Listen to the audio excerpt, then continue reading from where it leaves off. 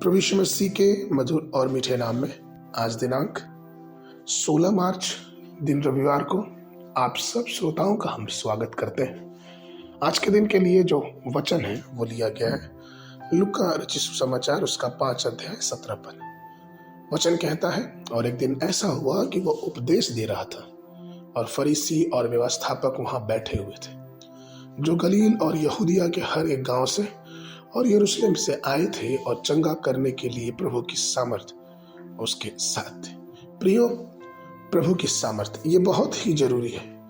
ये सामर्थ जो हमारे जीवनों में चंगाई देती है, ये सामर्थ जो हमारे जीवनों में बंद दरवाजों को खोलती है, ये सामर्थ जो हमारे जीवनों को एक आशीष की तरफ लेके चलती है, ये सामर्थ जो हमें हर बातों में अनुग्रहित करती है। भजन 41:4 में दाऊद कहता है कि मैंने कहा, हे यहोवा मुझ पर अनुग्रह कर, मुझको चंगा कर, क्योंकि मैंने तो तेरे विरुद्ध पाप किया है।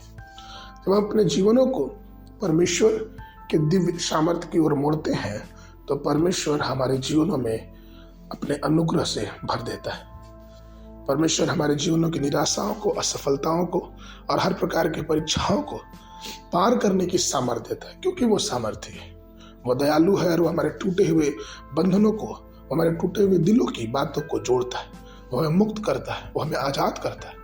और सिर्फ प्रियो शारीरिक चंगाई ही नहीं, लेकिन एक भावनात्मक आध्यात्मिक चंगाई भी हमारा परमेश्वर हमें देता है। वो जानता है कि हमें प्रभु की सामर्थ्य की जरूरत है, क्योंकि हम उसकी सामर्थ्य के बिना कुछ भी नहीं कर सकते, हम नहीं चल सकते।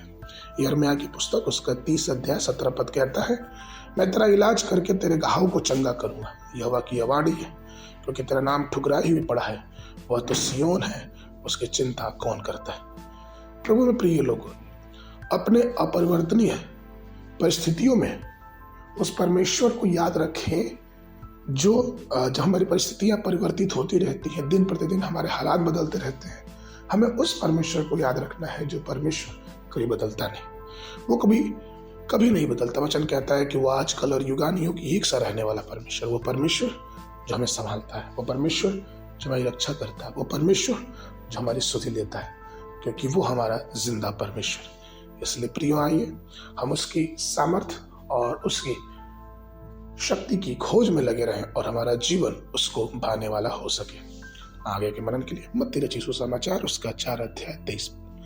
और यीशु सारे गलील में फिरता हुआ उनकी सभाओं में उपदेश करता और राज्य का सुसमाचार प्रचार करता और लोगों की हर प्रकार की बीमारी और दुर्बलता को दूर करता रहा। बाइबल अध्ययन के लिए सुबह के समय व्यवस्था विवरण की पुस्तक उसका 28 और 29 अध्याय, संध्या के समय मरकुस रचित सुसमाचार उसका 14 अध्याय 54 पद से लेकर 72 पद तक। परमेश्वर आप सबको आशीष देवे।